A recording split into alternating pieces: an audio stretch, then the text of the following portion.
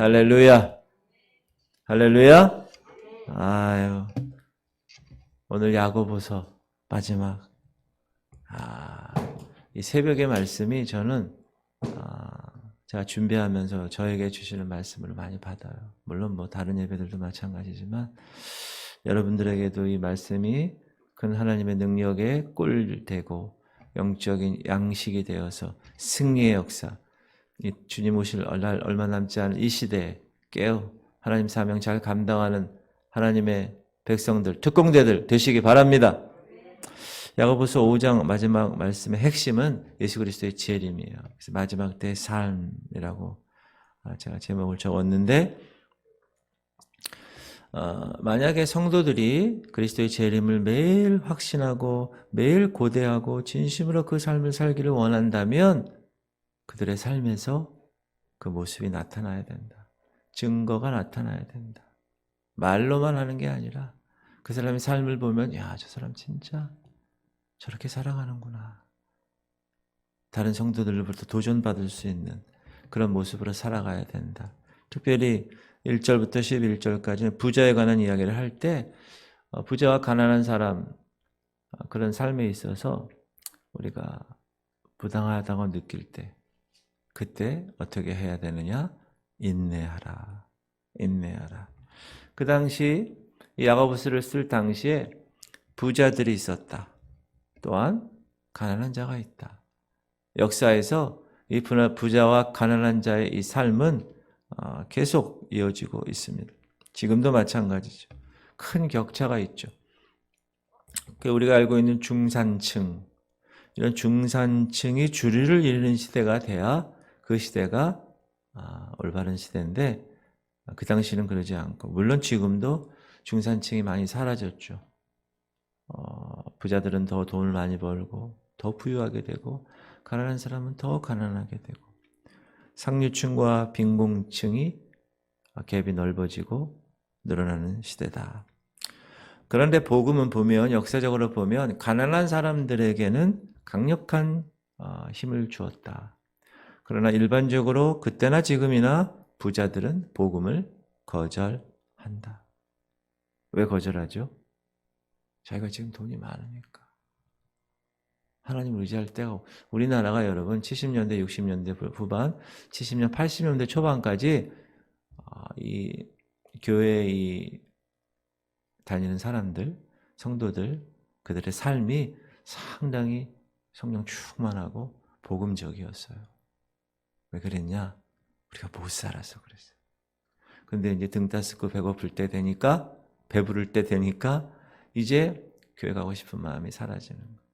갈급함이 없는 거예요. 그래서 배고픈 게 은혜입니다. 저희 어머님들, 아버님들 세대를 보세요. 얼마나 배고팠어요. 그래서 죄를 더 안 졌어요, 그때가. 그래서 부자들의 죄를 이제 고발하는데, 부자들의 죄, 부자들의 죄 1절부터 6절까지인데 야고보는 몇 가지 죄를 열거하면서, 부자들의 죄를 열거하면서 앞으로 닥칠 심판을 위해서 준비하고 있을 때야 지금라고 경고합니다. 첫 번째로 부자의 재물을 쌓아두는 것을 지적하는 1절, 들으라 부한 자들아, 너희에게 임할 고생으로 말미암아 울고 통곡하라. 부한 자들에게 뭐가 임한다고요? 고생. 이상하죠? 부자들은 고생 안 하는데, 돈 많아서. 근데 때가 되면 고생하고 울고 통곡하라. 2절, 너희 재물은 썩었고 너희 옷은 좀 먹었으며 너희 금과 은은 녹이 슬었으니 이 녹이 너희에게 증거가 되어 불같이 너희 살을 먹으리라. 너희가 말세에 재물을 쌓았도다. 2절에 너희 재물은 어떻게 됐다고요? 썩었고. 부자들이 쌓는 재물은 썩는 겁니다. 왜 하나님이 너희는 이렇게 기도하라, 일용할 양식, daily bread, 매일 먹을 양식, 구약에서 만나는 쌓아두지 않는 거예요. 매일 아침에 그날을 위해서만, 안식일을 위해서는 이틀분, 그 외에 욕심 많아서 다 쌓아두면 썩습니다. 그 다음날. 이게 하나님의 재물관입니다.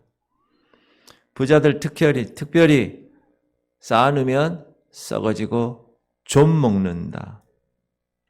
부자들의 금과 은 녹이 쓸 거. 원래 금, 은은 녹이 안 쓰는데 부자들이 쌓아놓는 것들은 다 삼킨 바 될 것이야.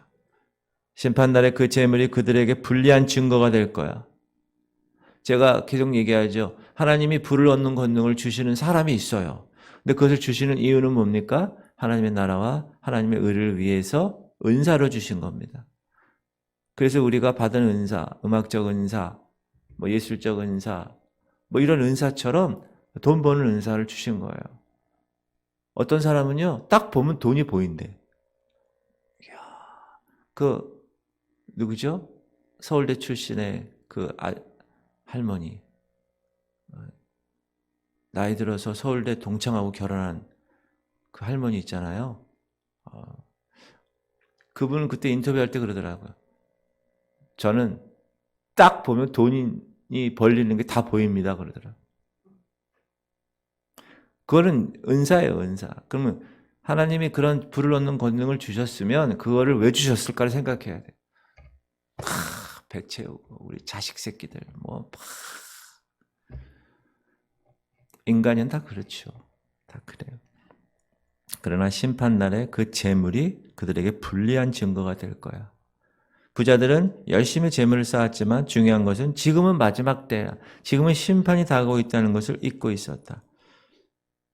여러분, 부자들은 마지막 날이 오는 것을 좋아할까요? 아니요. 절대로 오지 않기를 기도할 거예요, 아마 그들은. 왜요? 돈이 많고, 지금 편하고, 지금 어려운 것이 하나도 없어. 지금 아쉬운 것이 하나도 없어.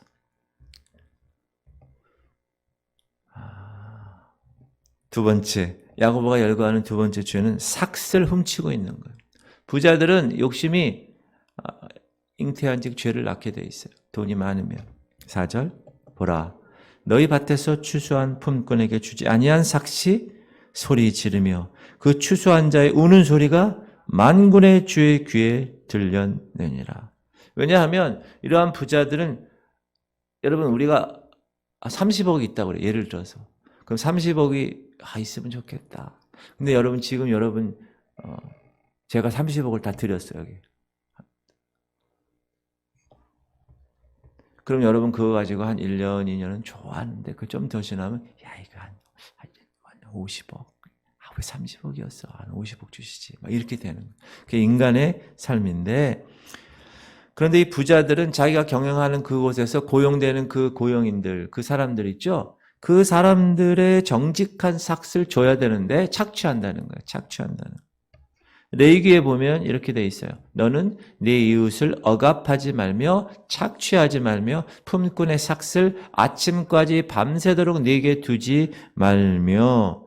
지금 이 시대도 노동자들, 동남아시아 요즘요, 여러분, 어부들 있잖아요, 어부들. 제가 섬에 한번 갔는데 섬에 있는 어부들이 한국 사람들이 이제 선주가 되면 밑에 있는 사람은 다 동남아 사람들이에요. 한국 사람들이 힘들어서 안 해요. 젊은 애들이 다 도시로 나가지. 농사도 그래, 농사도. 그래서 동남아시아 사람들이 많아요. 베트남, 말레이시아, 스리랑카, 파키스탄 이런 사람 많거든요. 근데 그런 사람들 우리나라 불법으로 오는 경우가 많으니까 착취하는 거예요. 그거 가지고. 너 인만 다 경찰에 고발해. 이렇게. 너 그냥 조용히 있어. 먹고 사는 거 감사해. 이렇게. 그러나 추수한 자의 우는 소리가 주님의 귀에 반드시 들린다. 때가 되면. 그 삭시 주님께 호소하고 있어. 그들의 죄는 이제 반드시 드러날 것이야. 주님 앞에서. 여기서 만군의 주의 귀에 들렸다는 거야. 만군의 주. 성경에서 하나님의 주님에 관한 표현들이 많은데 여기서 만군의 주라는 용어는요. 전쟁하신다는 거예요. 전쟁. 무슨 뜻이에요? 천군 천사와 함께 전투하시는 면에서 하나님 호칭인데 이 말을 여기서 왜 썼을까요? 야, 너희들 그렇게 삭슬 가로채고 착취하고 그런 삶을 살아? 추수하는 자의 우는 소리가 들려? 그러면 내가 반드시 전투하시는 하나님의 삶으로 내 군대와 함께 와서 너희들 다 심판할 거야. 그 뜻입니다. 무서운 말씀이죠. 그러면 여러분, 사장님이신 분 계십니까? 그러면 이 밑에 사원들한테 월급 잘 주셔야 돼요. 그게 성경적이에요. 세 번째로 언급된 죄는 낭비하는 죄. 5절. 너희가 땅에서 사치하고 방종하여 살육의 날에 너희 마음을 살찌게 하였도다. 물론 하나님은 우리 생활에서 축복을 누리기를 원하십니다. 믿으시죠? 그러나 동시에 하나님은 우리가 낭비하는 것, 우리가 사치하는 것 원치 않으십니다. 너희가 땅에서 사치하고 방종하여 살육의 날에 너희 마음을 살찌게 했다. 대부분 사치하고 방종하는, 낭비하는 사람들은 돈을 정당하게 벌지 않거나 너무 쉽게 벌거나 이런 사람들의 경우예요.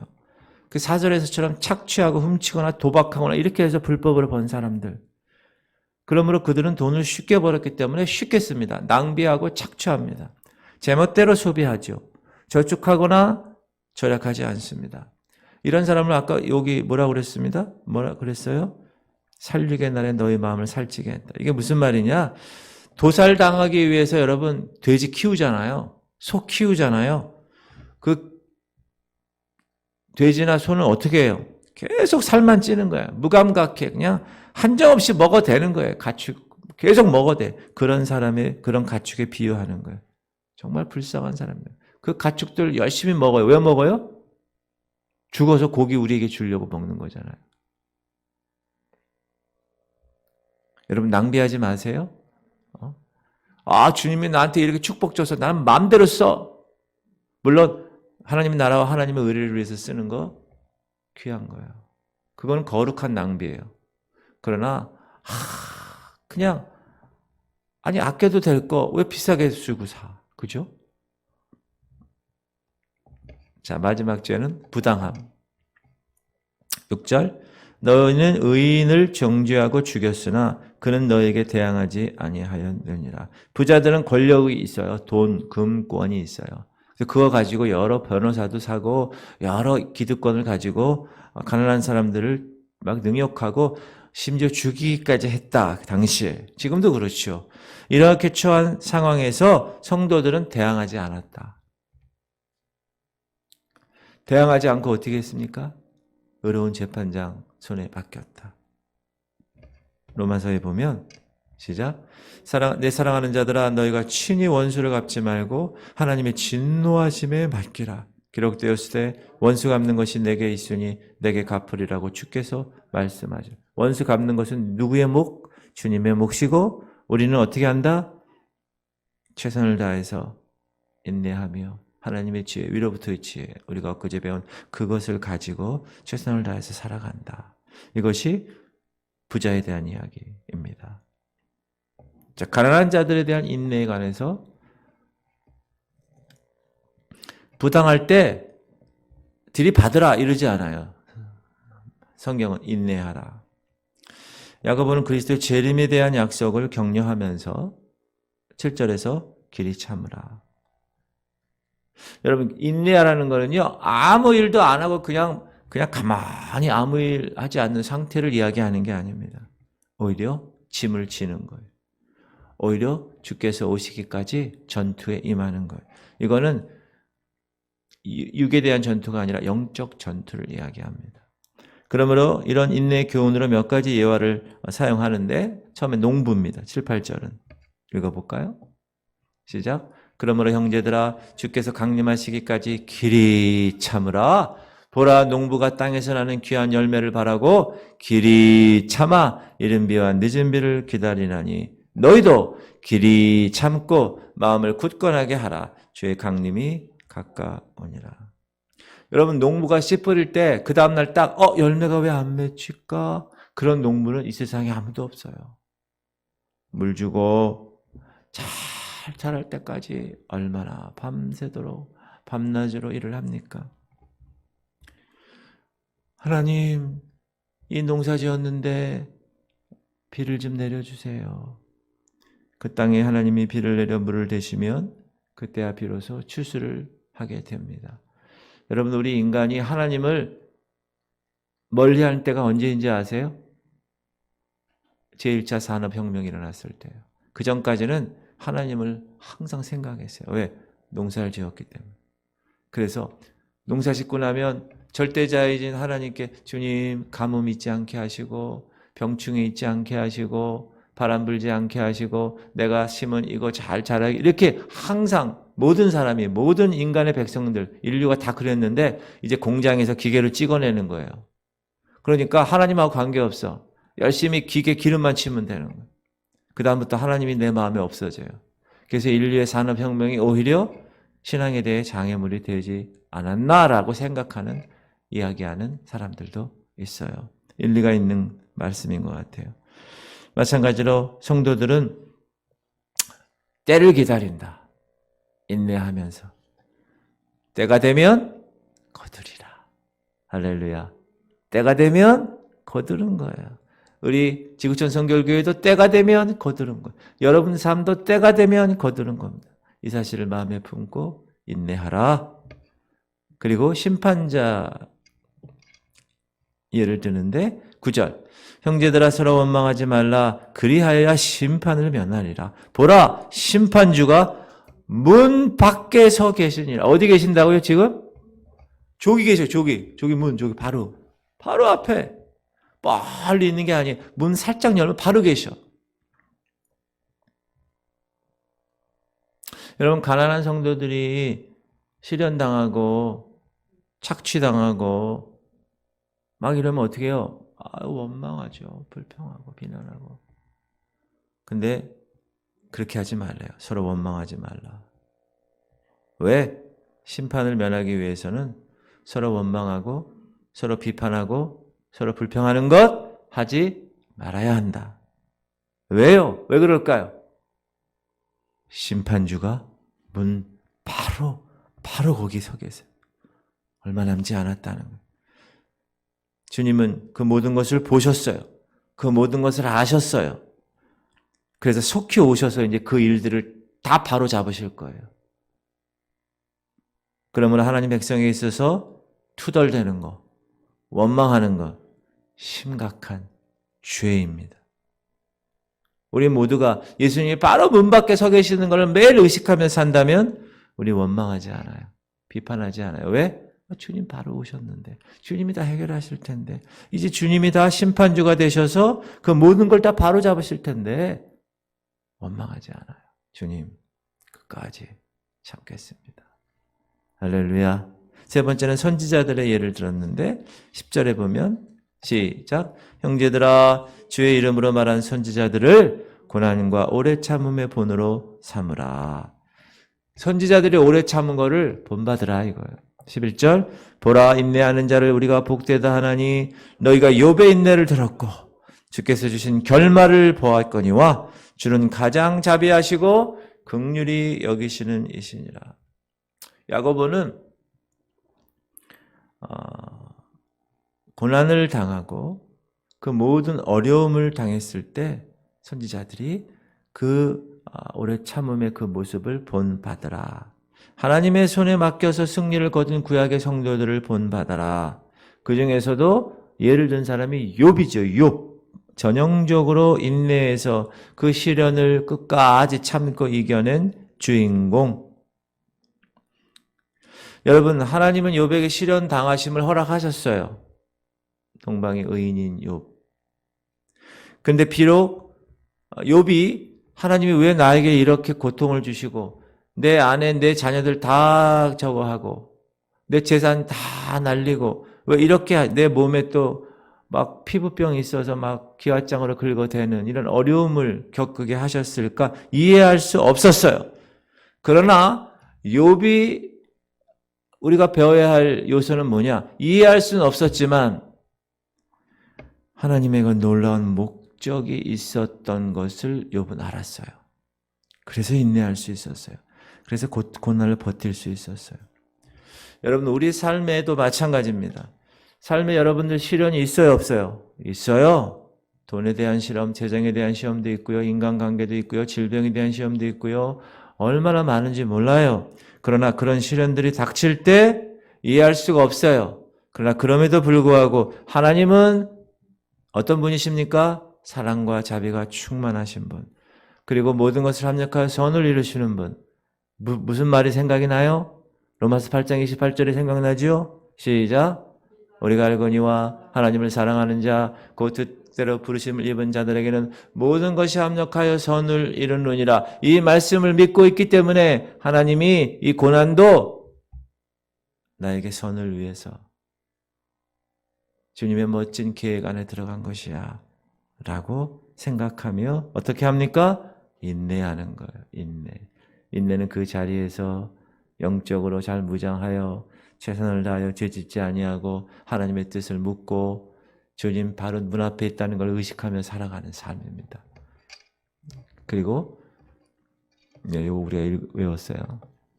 두 번째는 이 재림의 시기에는 말 조심하라는 거예요. 말 조심. 우리가 이 야고보서 계속 어제 그제 계속 나오는 핵심 중에 하나가 말 조심하는 거예요. 혀. 말 조심하라. 12절. 내 형제들아 무엇보다도 맹세하지 말지니 하늘로나 땅으로나 아무 다른 것으로도 맹세하지 말고 오직 너희가 그렇다고 생각하는 것은 그렇다 하고 아니라고 생각하는 것은 아니라 하여 정죄받음을 면하라. 야고보가 이렇게 얘기하는 거예요. 이 뜻이 뭐예요? 정직하게 살아라. 정직하게 말하라 이 뜻이에요. 왜냐하면 여러분 뭐 이거 해줄게. 정말 그러면 나 맹세할게. 그 얘기는 뭐예요? 그 사람 말이 100% 신뢰감이 상대방이 없다는 거예요. 그러니까 내가 맹세한다는 것으로 그거를 이야기하는 거예요. 그렇게 하지 말아라는 거예요. 맹세로 나중에 그 말을 뒷받침할 필요가 있게 하지 마라. 평소부터 정직한 말을 하고 정직하게 살아봐라. 부자들은 주로 그렇게 많이 했다는 거예요. 부자들하고 여러분 얘기 한번 해보면요. 좀 달라 우리랑. 뭐가 있어요. 이 안에 막 굴리는 게 막 있어. 그럴 듯하고 이럴 듯하고 막 이런 거. 그래서 이럴 듯하면 확 잡혀 들어가는. 그러나 그리스도 안에 사는 사람들은 손해가 나도 자기의 말을 언제나 지켜야 한다. 여러분 말 조심하시기 바랍니다. 세 번째는 이 재림의 때에는 기도해야 돼. 기도해. 따라합시다. 기도하라. 네, 기도하라. 기도 안 하려고 따라 안 하시는데 기도하라. 기도하라. 성경의 그 어느 곳에서도 성도가 안일한 생활을 하는 것 약속하지 않았다. 성도라고 해서 고난이 면제된다고 하는 구절 성경 어디에도 없다. 다만 성경은 무엇을 얘기합니까? 시련이 반드시 올 텐데 시련이 올 때는 어떻게 하라? 기도하라. 기도하라. 13절. 너희 중에 고난당하는 자가 있느냐? 그는 기도할 것이요. 즐거워하는 자가 있느냐? 그는 찬송할지라. 그러므로 우리 성도들의 입에는 기도와 찬송이 계속 나와요. 주님 감사합니다. 오늘도 이 새벽 깨워주심을 감사합니다. 다른 거 바라보지 않고 주님 바라보기 위해서 이 성전에 달려나옴을 감사합니다. 다른 거 보지 않고 내 눈으로 주의 거룩함을 바라보게 하심을 감사합니다. 그리고 기뻐하는 거예요. 그리고 즐거워하는 거예요. 그 결과가 찬양하는 거예요. 막 기뻐가지고 찬양이 막 나오는 거예요. 어떤 성도들은 고난을 당하는데 그 고난은 하나님이 특별히 계획하신 시련이에요. 그러므로 고난 당할 때 어떻게 하라고요? 기도하라. 어떤 기도할까요? 주님, 이 고난을 내가 주님의 뜻으로 알고 이겨내겠습니다. 그리고 그 고난 위에서 주님을 찬양하겠습니다. 그렇게 기도하는 거예요. 야고보는 그 고난 당할 때 하나님이 그 고난을 옮기실 거라 말씀하지 않으세요. 그 고난과 시련을 견디는 데 필요한 은혜를 주실 것, 견디는 데 필요한 그 힘을 주실 것을 제시하는 거예요. 여러분 그거 꼭 기억하세요. 하나님의 원리입니다. 성경적 원리입니다. 이어서 병든 자에게 하는 말. 병든 것도 여러분 먼저 읽고 14절. 너희 중에 병든 자가 있느냐? 그는 교회의 장로들을 청할 것이요. 그들은 주의 이름으로 기름을 바르며 그를 위하여 기도할지라. 믿음의 기도는 병든 자를 구원하리니 주께서 그를 일으키시리라. 혹시 죄를 범하였을지라도 사하심을 받으리라. 병드는 이유는 여러분 여러 가지가 있어요. 자기가 잘못된 습관 때문에 혹은 음식에 관계되는 거를 자기 몸에 맞지 않는 걸 계속 먹는다거나 여러 가지가 이유가 있지만 대부분 죄 때문에 병이 듭니다. 성경을 보면 병든 사람 예수님이 그 병을 고칠 때 다 죄사함 얘기하고 죄의 문제를 먼저 해결하셨어요. 죄의 결과를 얻은 이 병들 어떻게 행해야 됩니까? 서로 낫기를 위해서 기도하는 거예요. 16절 시작. 그러므로 너희 죄를 서로 고백하며 병 낫기를 위하여 서로 기도하라. 의인의 간구는 역사하는 힘이 큼이라. 죄를 졌다 하게 해서 그 병이 들었다고 해서 그 병의 원인 물론 병원에 가서 치료도 해야 되지만 먼저 내가 어떤 죄가 있는가 찾아보는 거예요. 서로 고백하는 거예요. 그리고 병 낫기를 위해서 기도. 우리 중보기도 하잖아요. 그죠? 우리 중보기도 합니다. 지금. 기도하는 거예요. 성경적입니다. 의인의 간구. 역사하는 힘이 크다. 17절. 엘리야는 우리와 성정이 같은 사람이로되 그가 비가 오지 않기를 간절히 기도한즉 3년 6개월 동안 땅에 비가 오지 아니하고 다시 기도하니 하늘이 비를 주고 땅이 열매를 맺었느니라. 야고보는 기도의 사람이었어요. 여러분 야고보. 이 야고보는 전승에 의하면 기도를 얼마나 많이 했는지 무릎을 꿇고 기도해가지고 무릎이 펴지지가 않을 정도로 딱딱해져가지고 무릎에 굳은 살이 배겼대요. 여러분 무릎에 굳은 살이 배긴 사람이 여러분 계속 무릎 꿇고 기도하잖아요. 특히 여름에 옷 안 입고 이 살이 여기 닿잖아요. 계속 그러면 굳은 살 배겨요. 근데 야고보는 얼마나 기도를 많이 했는지 무릎이 낙타 무릎이 돼. 낙타 무릎. 하나님은 기도를 통해 역사하십니다. 그리고 기도는 어디서부터 나와야 되느냐? 육신의 정욕과 여기 안목의 정욕과 이생의 자랑의 가운데서 주님 주시옵소서. 주님 이것도 주시옵소서. 그런 기도가 아니라 거기 뭐라고 나와요? 의인의 간구는 역사하는 힘이 큽니다. 분명히 의인이라고 그랬어요. 깨끗하고 정직하고 헌신된 마음으로부터 나오는 기도. 그걸 하나님이 들으시고 역사하시는 힘이 크게 하신다. 그러면서 그 기도에 대한 능력의 모델로 이 엘리야를 드는데 뭐라 그럽니까? 성정이 같은 이런 말을 했어요. 성정이 같다는 말은 똑같다는 거 우리랑 사람이라는 거 사람 본성이 똑같다. 그런데 엘리야가 위대한 기도의 사람이 된 거는 그 사람이 타고나는 기도의 은사가 있어서 그래. 물론 그럴 수도 있지만 엘리야의 헌신과 믿음 때문이었다. 하나님은 오늘도 이 시간도 이 새벽을 달려나온 여러분에게도 우리가 기도하기만 하면 동일하게 역사하심을 믿어야 합니다. 아멘. 여러분 기도할 때 의심하면서 기도해요? 아니죠. 될 줄 믿고 기도하는 거예요. 바라는 것들의 실상이에요. 믿음은. 보지 못하는 것들의 증거예요. 정확하게 기도하는 거예요. 그리고 마지막 네 번째 오늘 주제 영혼 구원을 끝까지 끈기 있게 해라. 그게 19절, 20절. 19절 읽어볼까요? 내 형제들아 너희 중에 미혹되어 진리를 떠난 자를 누가 돌아서게 하면 너희가 알 것은 죄인을 미혹된 길에서 돌아서게 하는 자가 그의 영혼을 사망에서 구원할 것이며 허다한 죄를 덮을 것입니다. 우리가 내 신앙만 지키는 게 아니에요. 그 정도의 성숙하면 이제 어떻게 해요? 눈이 보이는 거예요. 곁길로 나간 사람들이 보이는 거예요. 그 사람들은 어떻게 해요? 품는 거예요. 그리고 돌이키게 하는 거예요. 여러분 남편, 여러분 아내, 여러분 가족들 중에서 어렸을 때 교회는 잘 다녔다고 그래요. 근데 지금은 안 다닌대. 지금 기도도 안 하고 말씀도 안 읽고 딱 보면 아니야. 그럴 때 어떻게 해요, 여러분이? 그런 방황하는 형제들 주님께 돌이켜야 돼. 돌이키게 여러분이 하셔야 되는 거예요. 그러기 위해서는 여러분 마음 가운데 뭐가 있어야 돼요? 그리스도의 사랑이 있어야 돼요. 예수님이 왜 십자가에 돌아가셨어요? 우리를 돌아오게 하려고. 마찬가지로 그 부활하신 예수의 심장, 예수의 그 사랑이 여러분에게 있다면 여러분은 믿지 않는 사람들을 봤을 때 어떻게 해야 돼요? 돌아오게 해야 되는 그런 마음이 있어야 돼요. 죽기까지. 그래서 하나님과 바른 관계를 맺도록 여러분을 통하여 힘써야 한다.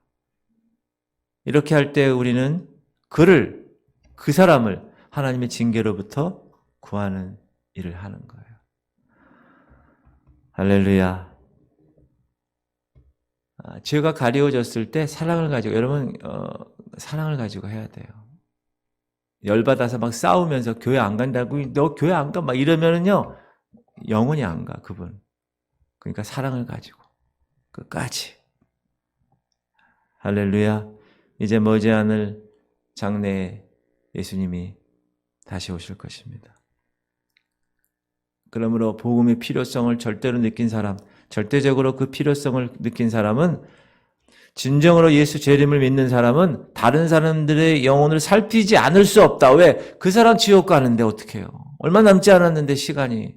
그러므로 그 영혼을 위해서 안타까워서 전하게 되고 흔들어 깨우게 되고 일어나라고 막 그래야 되는 그런 마음이 가진 사람이 진정한 예수님 재림을 기다리고 그 재림 신앙 가운데 사는 사람이다. 할렐루야. 여러분뿐만 아니라 그렇지 못한 여러분들, 가족이나 믿지 않는 사람들에게 하나님의 거룩한 신부 성도의 모습으로 설 수 있도록 항상 그 영혼들을 생각해야 한다. 할렐루야.